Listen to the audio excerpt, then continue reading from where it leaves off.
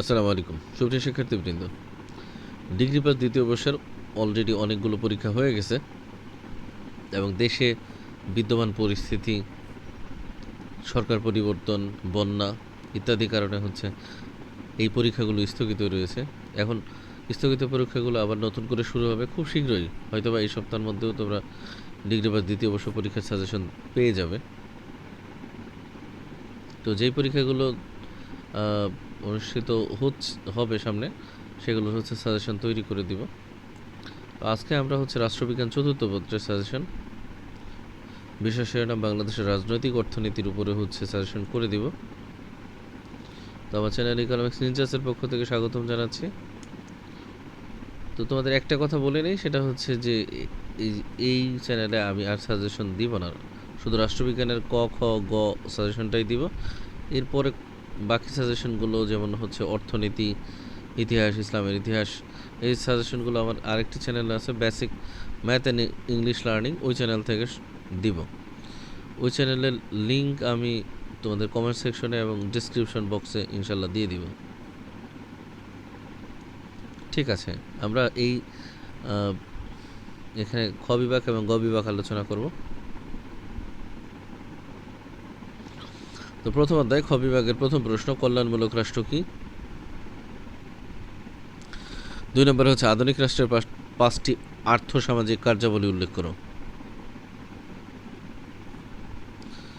প্রথম অধ্যায়ের গ বিভাগের প্রথম প্রশ্ন, রাজনৈতিক অর্থনীতি পাঠের গুরুত্ব আলোচনা করো। 2 নম্বর রাজনীতি উন্নয়নশীল দেশের অর্থনীতিকে নিয়ন্ত্রণ করে, ব্যাখ্যা করো। তোমরা জানো এখানে সবগুলো প্রশ্ন ইম্পর্টেন্ট, কিন্তু যেগুলো স্টার মার্ক দেওয়া সেগুলো আরও বেশি ইম্পর্টেন্ট। তো আমাদের 1 নম্বর অধ্যায় শেষ। 2 নম্বর অধ্যায়ের খ বিভাগের প্রথম প্রশ্ন, পুঁজিবাদ বলতে কি বুঝো? খুব বেশি ইম্পর্টেন্ট প্রশ্ন।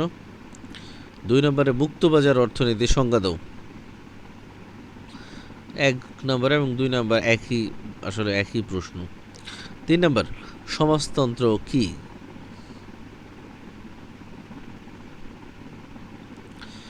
তো 2 নম্বর অধ্যায়ের খ বিভাগের প্রশ্ন শেষ। গ বিভাগের প্রথম প্রশ্ন, পুঁজিবাদ ও সমাজতন্ত্রের মধ্যে পার্থক্য আলোচনা করো। 2 নম্বর প্রশ্ন, মিশ্র অর্থনীতি কি? মিশ্র অর্থনীতির পক্ষে ও বিপক্ষে যুক্তিসমূহ আলোচনা করো। অথবা মিশ্র অর্থনীতির সংজ্ঞা দাও। মিশ্র অর্থনীতির সুবিধা ও অসুবিধাগুলো বর্ণনা করো। 3 নম্বর, মুক্তবাজার অর্থনীতির সুবিধা ও অসুবিধাসমূহ আলোচনা করো। 1 নম্বর আর 3 নম্বর অনেক বেশি ইম্পর্টেন্ট প্রশ্ন। তো 2 নম্বর অধ্যায় আমার শেষ। 3 নম্বর অধ্যায়ের খ বিভাগের প্রথম প্রশ্ন, উন্নয়নশীল দেশ কাকে বলে? 2 নম্বরে জাতীয় আয় বলতে কি বুঝো? এখন 3 নম্বর অধ্যায়ের গ বিভাগের প্রথম প্রশ্ন, উন্নয়নশীল দেশ কাকে বলে? উন্নয়নশীল দেশের বৈশিষ্ট্যসমূহ আলোচনা করো। 2 নম্বর প্রশ্ন, অর্থনৈতিক উন্নয়নের পূর্ব শর্তগুলো আলোচনা করো। অনেক বেশি ইম্পর্টেন্ট প্রশ্ন। আমার 3 নম্বর অধ্যায় শেষ। 4 নম্বর অধ্যায়ের খ বিভাগের প্রথম প্রশ্ন, খাদ্য সমস্যা কি?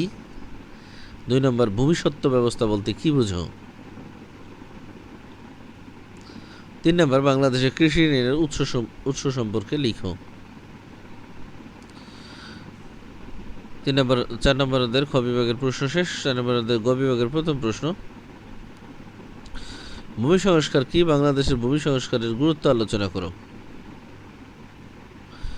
2 নম্বর প্রশ্ন, বাংলাদেশের অর্থনীতিতে কৃষির গুরুত্ব আলোচনা করো। 3 নম্বর প্রশ্ন, ভূমি সংস্কার বলতে কি বোঝায়? বাংলাদেশের ন্যায় কৃষি প্রধান দেশে ভূমি সংস্কারের গুরুত্ব নির্ণয় করো। 4 নম্বর প্রশ্ন, বাংলাদেশের কৃষি ঋণের উৎসগুলো সম্পর্কে আলোচনা করো। 5 নম্বর প্রশ্ন, বাংলাদেশের কৃষি অনগ্রসরতার কারণসমূহ আলোচনা করো। 6 নম্বর প্রশ্ন, খাদ্যের স্বয়ংসম্পূর্ণতা অর্জনে বাংলাদেশ সরকারের গৃহীত পদক্ষেপসমূহ আলোচনা করো।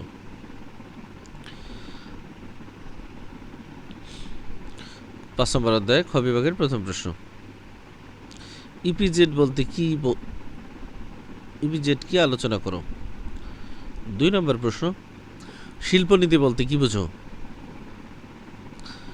3 নম্বর প্রশ্ন, শিল্প জাতীয়করণ কি। সরকারি প্রতিষ্ঠান ও বেসরকারি প্রতিষ্ঠানের মধ্যে পার্থক্য লিখো। স্টার মার্কগুলো হচ্ছে আরও বেশি ইম্পর্টেন্ট, যদিও তোমরা সবগুলোই পড়ে যাবে। কর কি, কর, এখানে ভুলে কাল লিখছে, আসলে কর কি। তাহলে 5 নম্বর অধ্যায়ের গ বিভাগের প্রথম প্রশ্ন, বাংলাদেশের বৈদেশিক বিনিয়োগের সমস্যা সম্ভাবনা সম্পর্কে আলোচনা করো। অনেক ইম্পর্টেন্ট প্রশ্ন। বাংলাদেশের শিল্প উন্নয়নের সমস্যাসমূহ চিহ্নিত করো এবং এই সমস্যা সমাধানের উপায়সমূহ বর্ণনা করো। এটাও অনেক বেশি ইম্পর্টেন্ট প্রশ্ন। 3 নম্বর প্রশ্ন, বাংলাদেশের শিল্প জাতীয়করণের সুবিধা ও অসুবিধা সমূহ আলোচনা করো।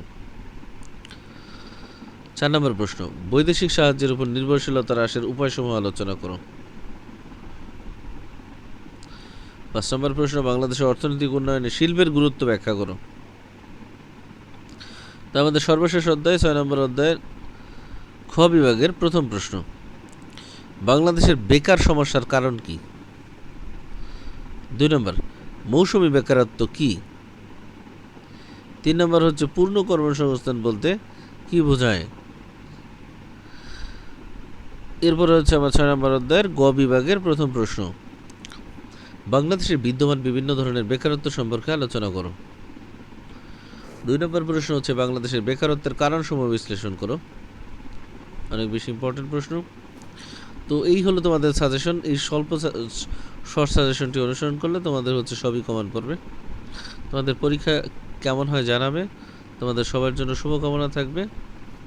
আল্লাহ হাফেজ।